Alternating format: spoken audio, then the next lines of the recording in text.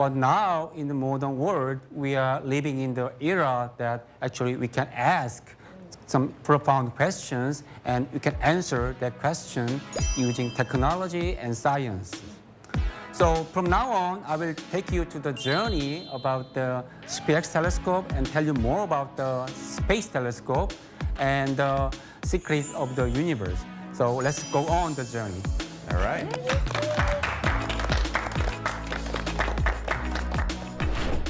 We are observing entire sky. The SPX is actually can see that basically 150 moon at the same time. Wow. You can measure distances and you can make a map of the universe. That's our goal.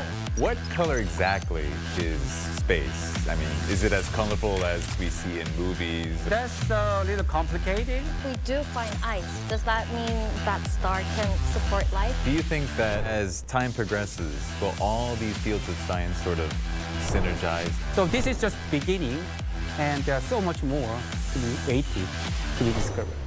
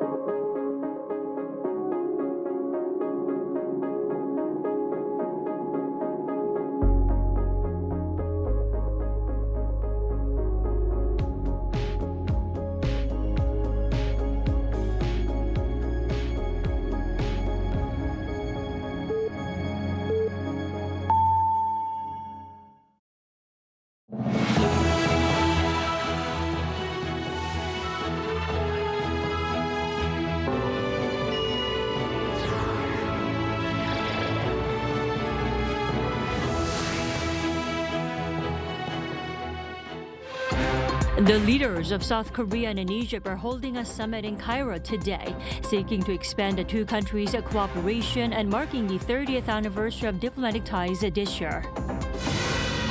South Korean shares made a rebound to close above the 4,000 mark on Thursday on the back of chip and tech shares after NVIDIA's robust quarterly report eased investors' concerns over an AI bubble.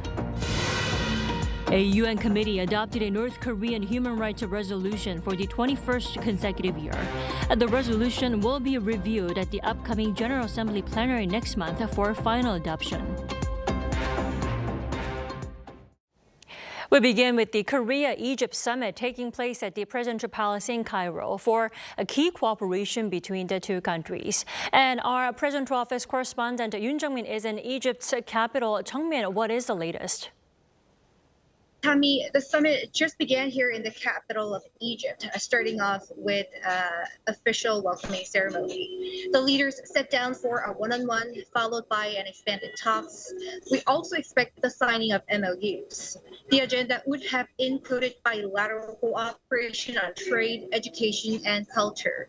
We believe the talks are still underway, and I will keep you updated when I learn more about the details later on. Seoul and Cairo celebrate 3 decades of their diplomatic ties this year. President Lee Jae-myung will be hosted by his Egyptian counterpart, Abdel Fattah El-Sisi, for a luncheon. So the summit is taking place as of right now. Now, what's on the rest of the president's schedule then? President Lee will deliver a speech at Cairo University to lay out his vision for the Middle East. One of the key focuses could include K-culture and cultural exchanges, with the growing popularity of Korean dramas and cultural content in Egypt, particularly among young people. In the evening, the South Korean leader will meet Koreans residing in Egypt. After he closes out his trip to Cairo, Lee will be heading to South Africa to attend the G20 summit. He will then depart for Turkey, the final leg of his 10-day-long trip, for talks with its President Recep Tayyip Erdogan before heading home next week. Back to you, Danny. All right, Jung-min, thanks for connecting with us. That was our top office correspondent, Yoon Jung-min, live from Cairo. And President Lee Jae-myung says South Korea is Egypt's most reliable partner in advancing Vision 2030, the country's long-term strategy for sustainable development. In an op-ed published Thursday in Egypt Al-Ahram newspaper, President Lee expressed confidence that a deeper cooperation in the economy, culture, and peace building will help build a better tomorrow for both countries. In particular, he voiced hope of strengthening what he called for their peace cooperation, outlining his North Korea policy of expanding exchanges, normalizing relations, and pursuing denuclearization. He noted that Egypt has been a consistent supporter of peace on the Korean Peninsula. And as President Lee Jae-myung visits Egypt today and meets with President El-Sisi, Egypt's top diplomat to Seoul told Arirang News that both leaders are ready to cooperate on real, tangible outcomes. Our Oh Seung sat down with him. Seoul and Cairo are embarking on a new phase of strategic partnership with room for collaboration on infrastructure, AI, and culture. That's according to Khaled Abdel Rahman, who is Egyptian ambassador to Seoul since 2022. We are celebrating 30 years of diplomatic relations this year. It's an important visit after a phone call between the two leaders of the countries, and they have agreed on the main topics of cooperation. The political will for both leaders are very strong, very visible, and I think they will be transformed into tangible, real projects that benefit both Egypt and Korea. A major pillar of this cooperation could be energy and industrial technology. Korean companies are expanding across Egypt's manufacturing, renewable energy, and power plant sectors. Last year, SK Ecoplant signed a $1.9 billion renewable energy development project. Korea Hydro and Nuclear Power won a contract to supply components for Egypt's first nuclear power plant in El-Daba. So definitely there is room for collaboration between Egyptian and Korean companies, and the expertise and know-how here is very important because we see the partnership between our two countries as a springboard for Africa. So we can use that collaboration to enter into other African markets concerning green energy and renewables. Egypt is a regional trade hub with its Suez Canal, the Suez Canal Economic Zone, and free trade agreements with Europe, Africa, and the Arab world. Especially at a time of fractured supply chains, the ambassador says the two countries are genuine partners. So from that, you can export and you can benefit from the low tariff rates and the reduction of time to travel to the destination where you want to sell your goods. So this is also, I mean, you can take a flight from Egypt to many European destinations within 3-4 hours. So air transport is also possible, not only by sea. So also, Egyptian airports are now open for public and private partnership, and especially the private sector. And I'm hearing good news that one of the Korean companies might be managing one of our airports that are open for foreign investors. The ambassador suggested that joint production in Egypt is the next step for a win-win partnership. We are presenting Egypt as a regional partner for Korea to work in other countries in the region. And I must say here, for the rehabilitation, reconstruction in Gaza, this is a very good opportunity for collaboration of Korean companies, Egyptian companies, to work to rebuild the lives of the Palestinian people. And also we are building new cities, smart cities. And I think this is the strong point with Korea, with AI, and His Excellency President Lee has allocated a very big budget for the AI. And we would like to be partners in that and to really build new cities that can cater for the needs of the next generation. Cultural exchange is also expanding, especially as Egypt has opened the largest museum in the world dedicated to a single civilization, housing over 100,000 artifacts, showing how ancient Egypt contributed to the world from prehistory to the Greek and Roman periods. This shows that Egypt is part of the international community, and this is what we are trying to say to the world, that peace is important, culture is important, and we have to know our history and our roots. And being the oldest country in the world, we are inviting all Koreans to come and to share the modern Egypt now, because this museum is a modern building, hosting an ancient civilization. And as he reflects on his 4 years in Seoul, the ambassador says the human connection between Egyptians and Koreans, especially youth, is what will stay with him most. One of my most satisfiable moments was when I was seeing Egyptian and Korean people engaging together, be it in commercial activities or in culture or in art or even in sports, So this experience has really enriched my diplomatic career, which has been going on for the past 34 years. As the ambassador's lasting legacy, direct flights between Seoul and Cairo will launch next year. He says he hopes people-to-people exchanges will continue to grow as the two countries broaden their cooperation. Oh Soo-young, Arirang News.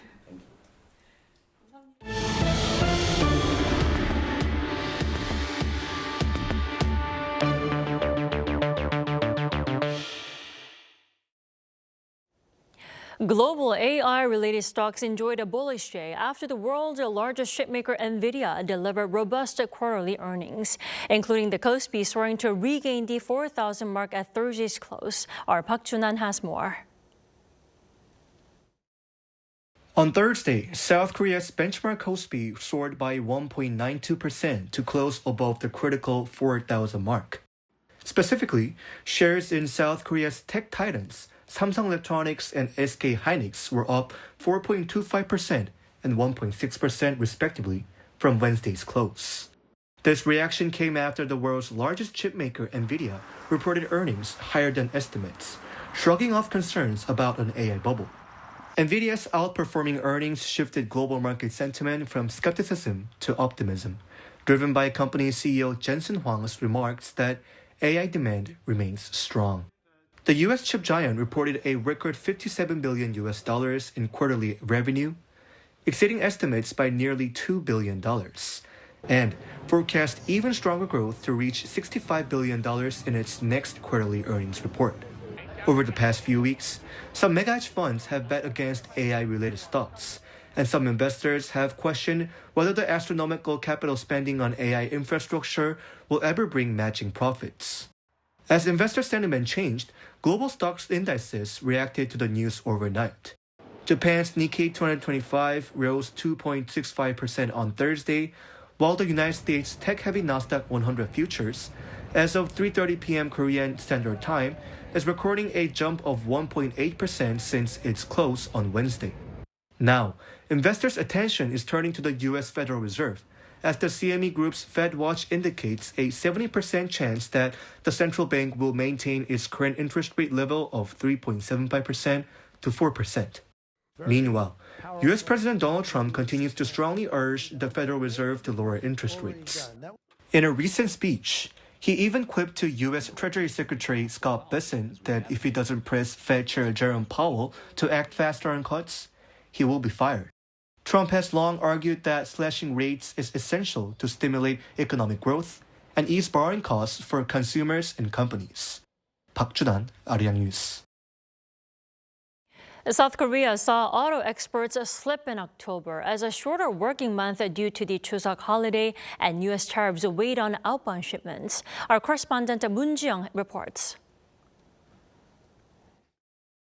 South Korea's auto exports fell for the first time in 5 months in October as the extended Chuseok holiday reduced the number of working days and higher U.S. tariff dampened demand.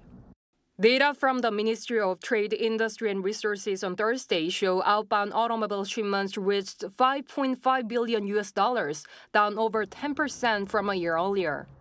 Despite last month's decline, cumulative exports from January to October hit a record $59.6 billion. The ministry attributed the monthly drop partly to this year's Chuseok falling in early October, cutting production days by 3 to 4.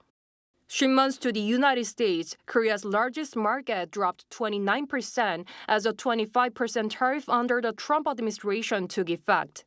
Washington is expected to lower that rate to 15% in line with Japan and the EU once Seoul submits a special bill tied to its planned $350 billion investment in the U.S. Finance Minister Koo Yoon-chol said on Wednesday that the government plans to send a bill to the National Assembly before the end of this month, enabling the reduced tariff to apply retroactively. Exports to the EU slipped over 2%, while shipments to Asia surged 42% and Latin America rose nearly 24%, helping offset weakness in major Western markets. By type, eco-friendly models continue to perform well. Exports of electric, hybrid, and hydrogen vehicles totaled $2 billion. Hybrid shipments grew nearly 4%, and EV exports posted a slight increase for the 5th straight month. At home, auto sales declined nearly 13% to 127,000 units. Domestic EV sales, however, jumped 56%, pushing year-to-date sales to 189,000 units, already surpassing last year's annual total. Moon Ji-young, Arirang News. According to the Ministry of Data and Statistics, the career break rate for married women between the ages of 15 and 54 and living with children under the age of 18 has dropped to a record low. The rate was 21.3% in the first half of 2025, down 1.4 percentage points from last year. The number, 885,000 recorded, is the lowest since records began 2014. At the same time, the married women's employment rate reached an all-time high of 67.3%. However, the career break rate was notably higher when women had more than one child. Childcare continues to be the leading factor pushing women out of the workforce, as it contributes to 44% of those leaving the workforce. The UN General Assembly's committee once again pushed ahead with a resolution condemning North Korea's human rights violations. South Korea did join as a co-sponsor, but one expert says this could change next year. Our correspondent Kim Bo-kyung tells us more. The UN General Assembly's third committee has adopted a North Korean human rights resolution for the 21st consecutive year. Co-sponsored by South Korea and 60 other countries, the resolution condemning the regime's human rights violations was adopted by consensus on Wednesday local time without a vote, and then was forwarded to the General Assembly plenary session. The latest resolution expressed deep concern about the grave human rights violations by the regime and the lack of accountability for human rights violations and abuses. It also condemned the reclusive state for diverting excessive resources to military expenditure and its illegal nuclear weapons and ballistic missile programs rather than securing welfare. South Korea was one of the first 41 member states supporting the draft resolution, though there have been speculation that the liberal government led by President Lee Jae-myung might not join, as it aims to push for dialogue with Pyongyang. South Korea continued to co-sponsor the resolution from 2008 to 2018, but under the Moon Jae-in administration between 2019 and 2022, it withdrew, citing concerns about the impact on inter-Korean relations. Seoul rejoined in 2023 under the previous Yoon Suk-yeol administration. One expert says though Seoul maintained its position to back the resolution, this could change next year. The government has been sending conciliatory messages to North Korea, hoping for a summit with Kim Jong-un or some form of exchange and cooperation. But the issue North Korea reacts most sensitively to is the UN resolution on human rights. Since this goes against the direction of the government's current policy, there's a high chance that they may not take part next year. The expert added that this year is the first year of the administration, and sorting out its stance regarding North Korea's human rights could have come a bit too early. But there is a chance South Korea could withdraw from backing the resolution next year. Kim Bo-kyung, Arirang News.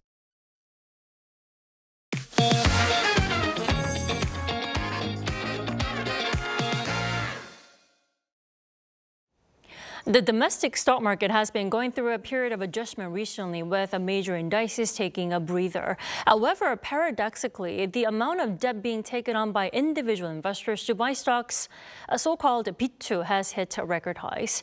Now, it seems that retail investors are betting big on a rebound. For a closer look at this phenomenon and the risks involved, our Kim Do-yeon joins me in the studio. Welcome, Do-yeon. Good to be here. So, Do-yeon, let's get right to the numbers. You said the debt has hit a record high. Just how big is this loan volume for investment? Right. First, the scale is quite unprecedented. But first, we know that KOSPI started off in the mid-2000s early this year, and now it's past 4,000 points. So there's been a steep incline, and that's what's really fueling these individual investors to jump into stocks, even at a risky cost of borrowing money. Now, as of November 17th, the total credit balance in the domestic stock market, essentially money borrowed specifically to buy stocks, hit an all-time high of 26.6 trillion won. What's striking is where this money is going to, and it is heavily concentrated in the semiconductor giants as investors bet on a rebound for SK Hynix. As of the 18th, the margin loan balance surpassed 1.14 trillion won. That is a massive 43% jump compared to just the end of last month. Samsung Electronics is seeing the exact same trend. Its margin loan balance reached 1.438 trillion won, a 41% increase over the same period. And it is not just brokerage loans. People are going to banks to get the cash to invest.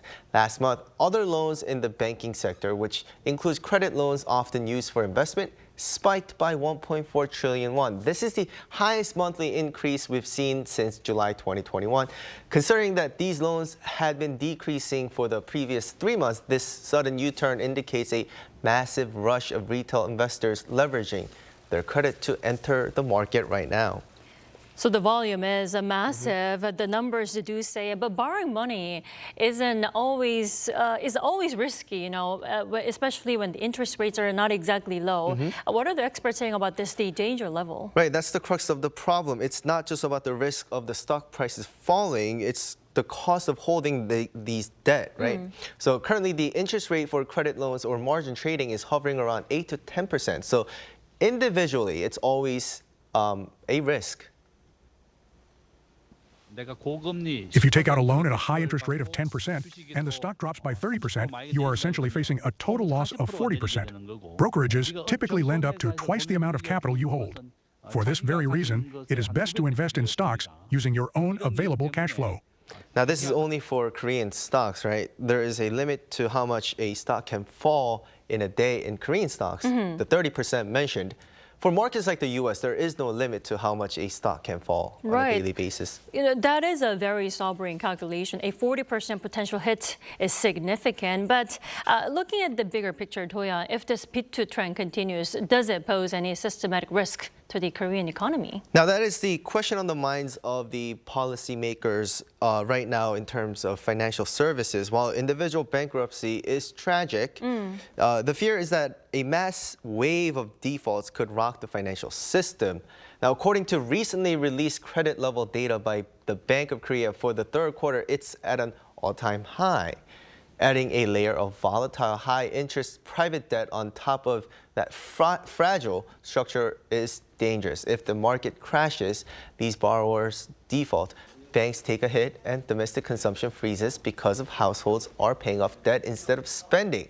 However, the Financial Services Commission is trying to walk a fine line. Their official stance up until last week was that the situation is manageable. They point out that while October saw a spike, if you look at the year-to-date figures, total credit loans across the financial sector have actually decreased by 2.0 trillion won in 2025. So they don't view this as a total system failure yet, but this week, the FSC has also switched its monitoring system for margin lending to a daily basis.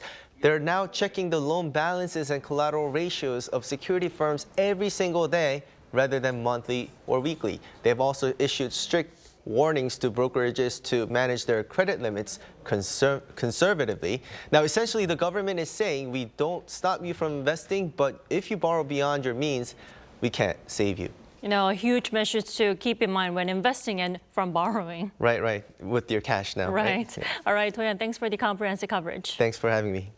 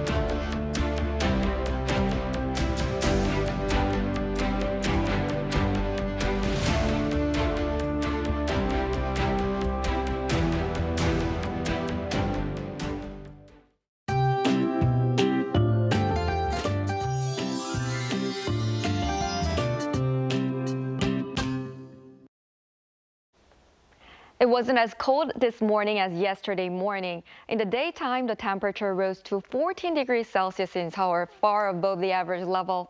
However, after sunset, the temperature drops sharply and the cold comes again. Please take good care of your health due to the huge daily temperature difference. The dryness of the atmosphere is severe in the eastern parts of the country.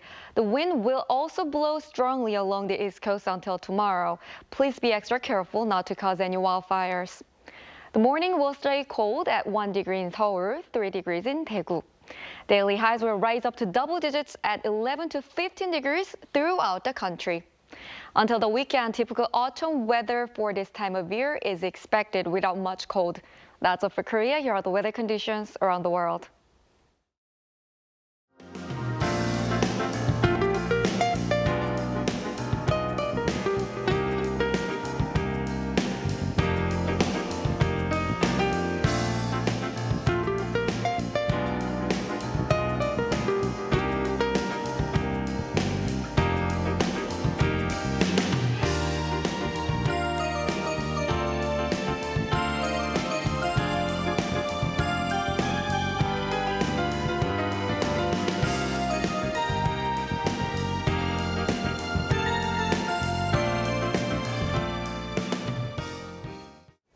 That is all we have for tonight. I'm Kim Dami. From all of us here at Arirang, thanks for watching and good night.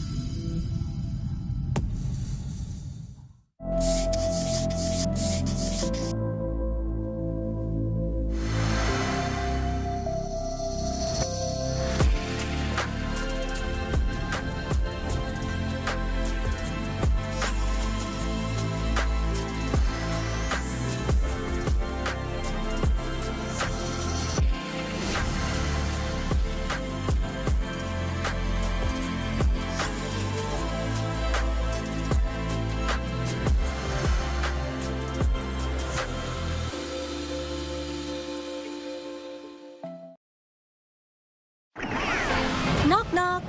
The magical door to the world of K-animation is swinging wide open. Meet your instant new BFF, the adorable Catch. Tina Ping will have you hooked from the very first glance. Need a hand? Our Robocar Poli Rescue team is always zooming in to save the day. How about tagging along on Ping Fong and Pal's super exciting quest to reclaim their lost magic? With the mysterious life forms Cabion by your side, you can become a Cabion master and save humanity like the total hero. Protecting children's innocence while igniting their boundless imaginations. That's the magic of Korean animation. K-animation, the ultimate bestie for kids worldwide.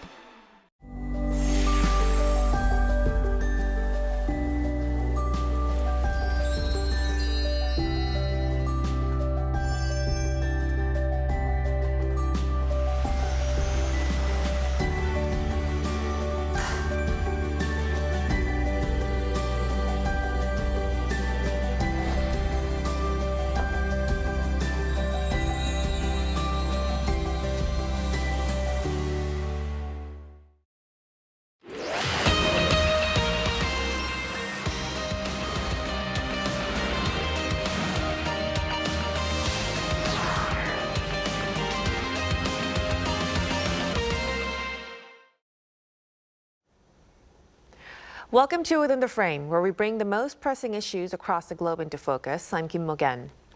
South Korean President Lee Jae-myung is currently on a state visit to the Middle East and Africa, a diplomatic journey that's turning heads not just for its defense or energy deals only, but also for its emphasis on culture.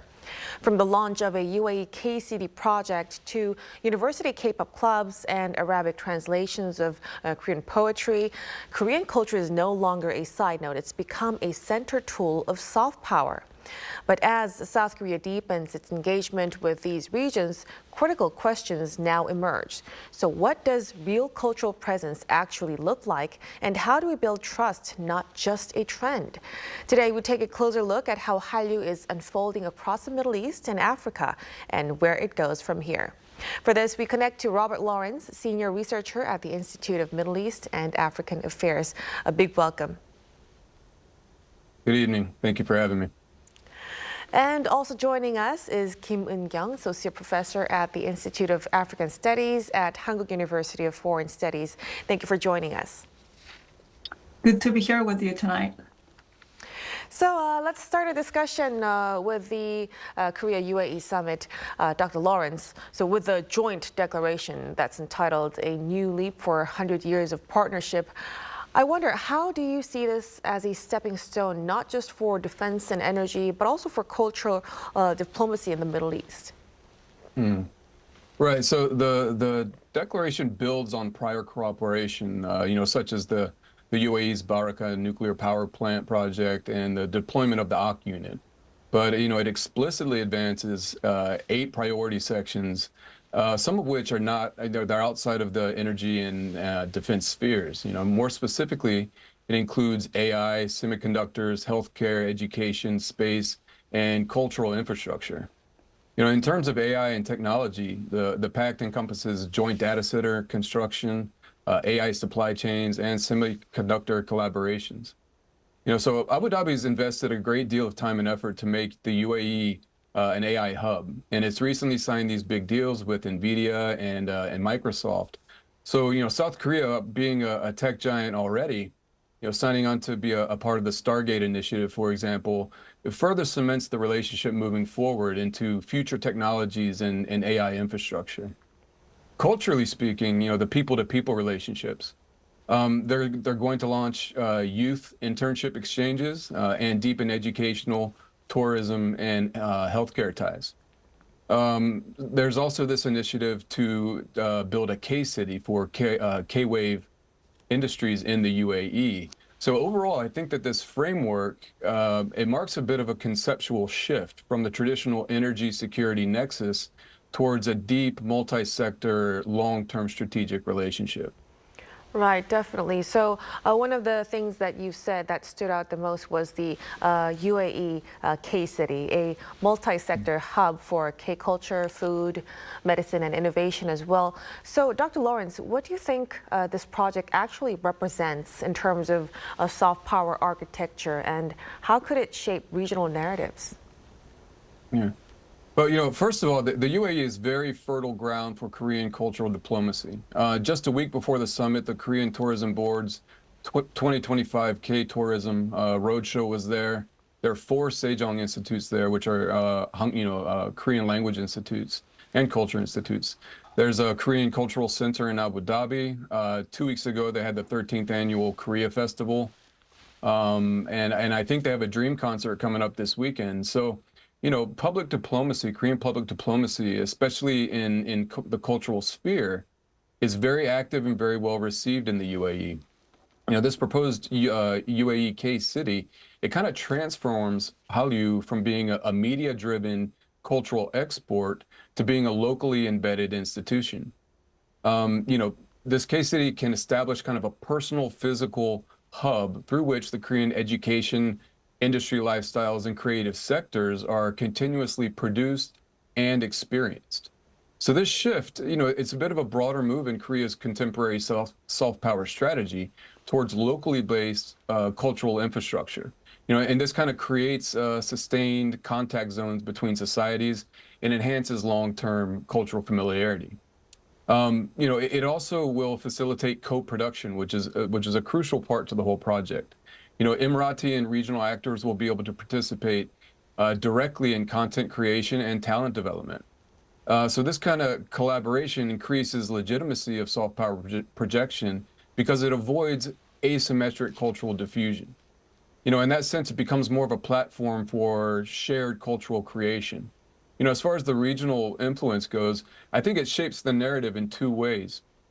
First, it positions South Korea as a long-term Gulf partner, not only committed to trade and technology, but to cultural exchange. And secondly, it kind of reinforces the UAE's role as a Middle Eastern cultural and innovational hub, and enabling this Korean Arab co-produced content to circulate across the wider MENA region. So, it'll deepen bilateral ties with the UAE, but it also accentuates Korea's regional cultural presence.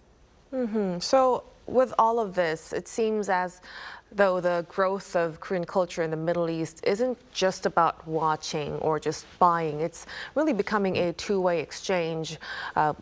Student clubs, translations, and local initiatives we're seeing. So, Dr. Lawrence, what do you think enables that kind of cultural reciprocity in the region? And could that become a model for other regions as well?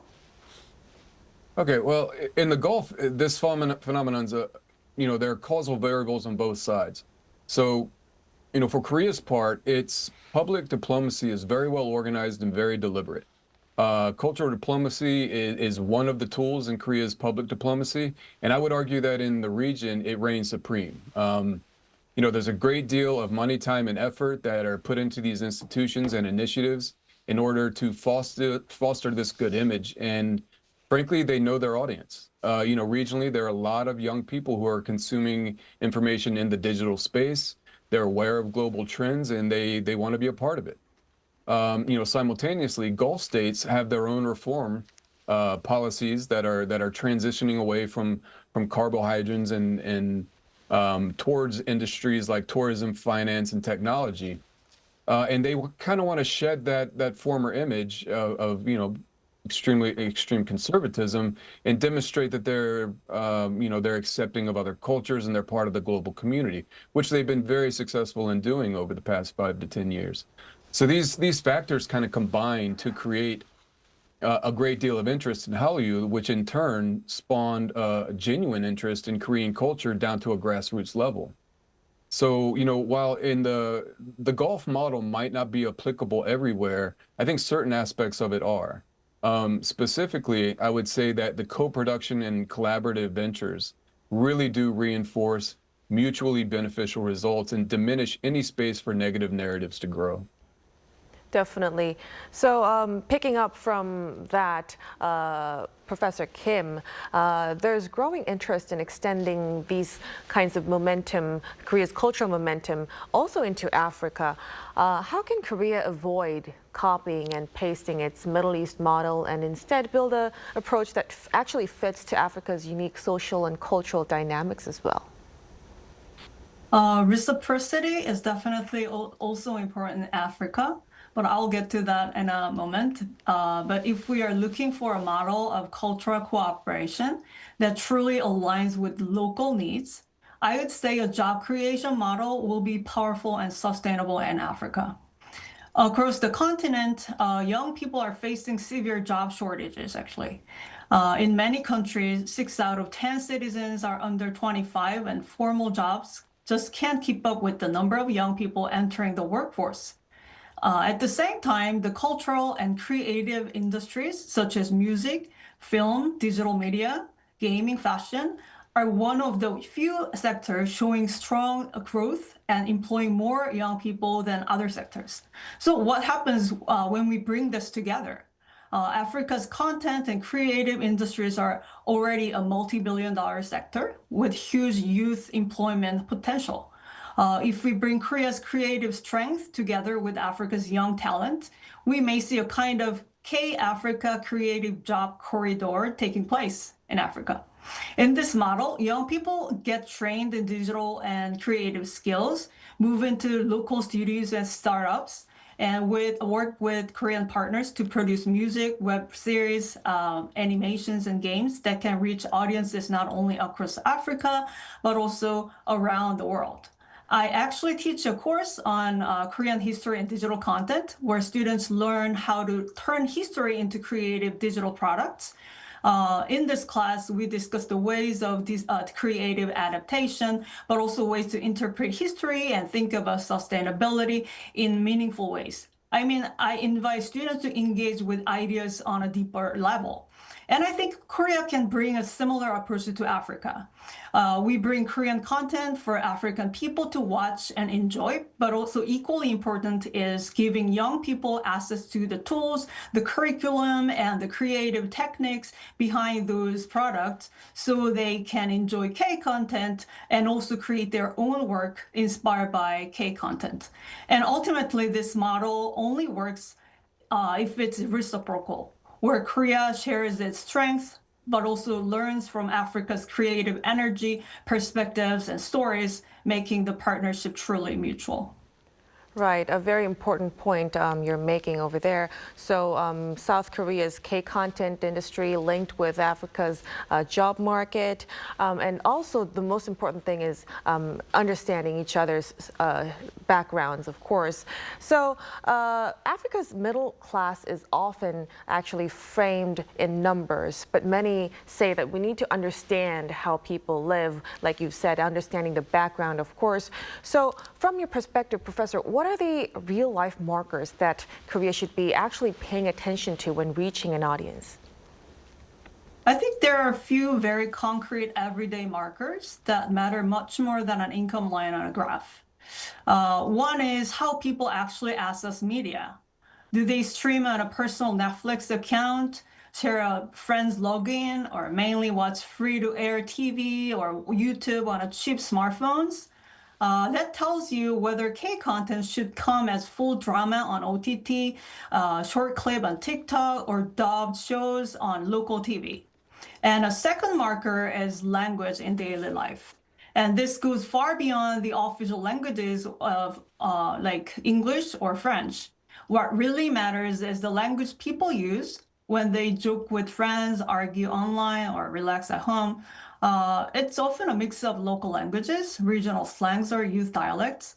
So in many communities, a lot of everyday conversation also happens in church groups, mosque communities, or neighborhood gatherings, each with its own linguistic tone and cultural references. If Korea wants K-culture to resonate, it has to reflect these real language spaces. Another important marker is how middle-class people actually spend and save. many African middle-class youth still support parents or siblings, face unstable jobs, and live with a lot of financial anxiety. So they often look for affordable mini luxury, data-like content, cheap but meaningful experiences, small pieces of merch or fashion, not high-priced concerts. So Korea should also look at where they hang out: malls, campuses, churches, co-working spaces, cafe, music festival. These are the real hubs where K-culture can be localized through events and collabs and pop-ups. Right, taking a closer look into the differences in language and the latest trends of their interests is very important in this matter. Now, like Professor Kim has mentioned, African youth, urban, mobile first, and digital native, these trends are rewriting consumer trends lately. So, Dr. Lawrence, what do you think it would take for Hallyu to fully embed into that mobile-centered lifestyle? Yeah, so this is a global trend that has local needs and nuances. In Africa, Hallyu is probably going to need to transition from a broadcast-oriented dissemination model to more of a mobile-optimized, locally relevant, and maybe co-created content ecosystem. Central diffusion has been shown to be more successful than traditional export models. And this could come in the form of short clips or streaming, tailored to regional bandwidth constraints. Also similar to the K-City model we talked about before, collaboration and co-production, they really do enhance sustained engagement. So I think it would be a good idea for Hallyu creators to develop local partnerships. A lot of which, Dr. Kim was just talking about. I agree with her totally. I think you could create some sort of regional fan interaction where Hallyu is a bit more active in the everyday local digital arena and less of a niche import. Definitely. Now, Professor Kim, we are also seeing some Korean dramas like The Penthouse and The Theory Priest airing on the national television in countries like Nigeria. What does that shift from online to mainstream TV actually tell us about how Korean storytelling is being localized and received there? So definitely the move from online streaming to primetime national TV means K-dramas are no longer niche interest for small data-rich urban audiences, but they're becoming household content that whole families can watch together. When K-drama make it onto national broadcasters, it means programmers believe Korean storytelling is reliable ratings material, strong enough to compete with local dramas and Nollywood, telenovelas, and Turkish series. It also shows how K-dramas are localized as part of the everyday media diet. They are dubbed, subtitles, scheduled after the news, promoted in local languages, and discussed on radio, church groups, campuses, social medias, right alongside local news. That tells us audiences aren't just importing Korean stories, but they're appropriating them, comparing characters to their own politicians and pastors, turning lines into memes and fitting the plots into local moral debates. It signals a shift in how gatekeepers see Korean content, not as something exotic for online fans only, but as a profitable, family-friendly genre that can carry advertisement, shape primetime slots, and even influence local production styles. Right, it does really show that Korean storytelling is resonating far beyond niche audiences and also being seen in also part of their daily lives. Now, when you talk about strategy, then there's also increasing agreement that a one-size-fits-all strategy won't actually work for Africa. Why do you think is a city-based approach targeting places like Lagos, Nairobi, and Johannesburg so crucial for long-term engagement? A city-based approach is crucial because Africa's cultural, economic, and media landscapes are driven by cities, not by national averages. Those cities function as their own ecosystems with distinct identities, youth cultures, media preferences, and creative industries. This matters even more when we look at Africa's rapid urbanization. Citizens are growing at the fastest rates in the world, and as more people moved into urban centers, the cultural styles, tastes, and habits born in these cities often spread outward to smaller towns and rural areas. So in many countries, what starts in Lagos or Nairobi eventually becomes a national trend. Cities are also where infrastructure and influence are concentrated. This is where you find the digital hubs, ad agencies, fan communities, creative studios, university and influencers who determine how foreign content is interpreted, remixed, and localized. So if Korea wants longer-term engagement, it needs to plug into these environments, working with Lagos TikTok scenes, Nairobi's animation startups, because that's where cultural momentum actually forms. So city-level strategy really sounds to be more precise and probably more sustainable over time as well. Meanwhile, education, language learning, and co-production are also emerging as key elements of long-term soft power. Dr. Lawrence, what role can these actually play in deepening Korea's cultural relationship with African societies? Well, in short, these tools can shift cultural relations from occasional consumption of K-culture to deeper institutionalized partnerships. Education programs generate durable networks.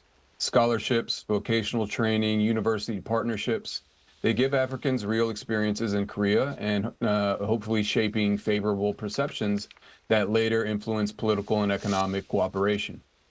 By expanding STEM collaboration, joint degrees, and technical training tailored to African development needs, Korea can strengthen its image as a credible long-term partner. Language learning, further reinforces these ties, establishing more King Sejong institutes, supporting local teacher training, and integrating Korean into some school systems can widen access to Korean media, technology, and cultural practices. Co-production is a theme that we've been over tonight a good bit, but I think it's very important. It really creates the most reciprocal form of soft power, I think. Joint film production, music training, esports development, and collaborative research, they foster a shared ownership of products and innovation. So these partnerships, they counteract any perceived asymmetry of one-way cultural export to Africa. So, these types of initiatives can transform Korea-African relations into a mutually reinforcing cultural partnership. Exactly. So it's not just about what we export, it's about what we create together. And we will look forward to new opportunities in that regard. I'm afraid we'll have to conclude our discussion here tonight. Thank you so much for your insights, Dr. Lawrence. Thank you very much. And of course, Professor Kim, we really appreciate it. Thank you.